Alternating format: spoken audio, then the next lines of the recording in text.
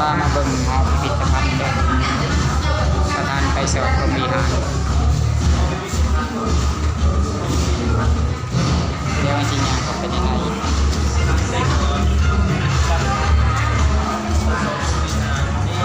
มีรูปสมัยตะกี้นี่หลายอันนี้ก็น่าจะเป็นหมอบูฮานสมัยตะกี้ครับ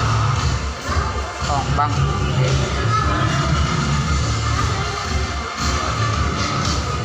ตัวนี้จะเป็นหมอใหญ่หมอเก่าแก่บูฮาน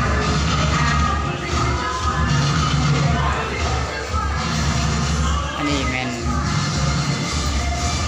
การดำรงชีวิต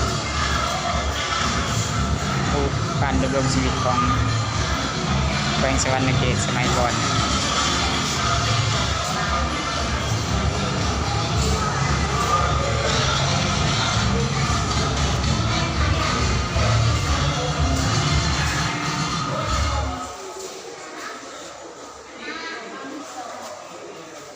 นี่คือการต่อสู้ปูซะ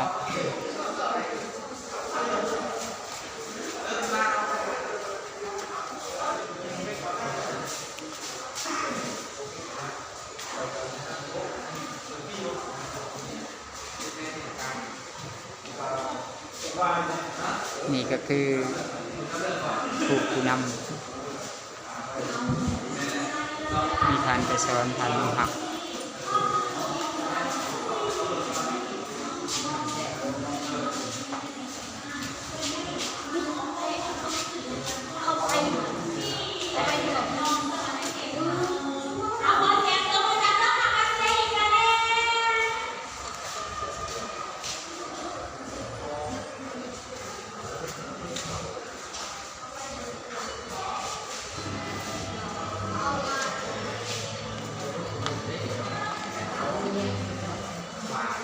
อันนี้น่าจะเป็นฟอสซิ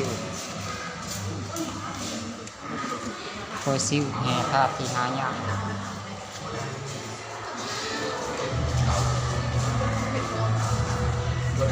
ในแมงหินขาวหินแกนนี่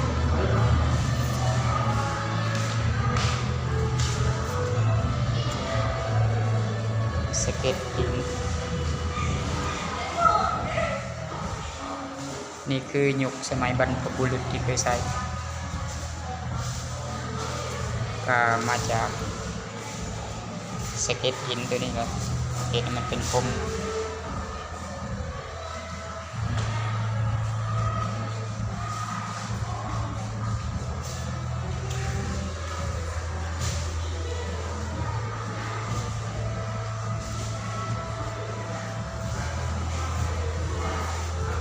นี่จะเป็นเบาล้อมเงินล้อมคำสมัยตะกี้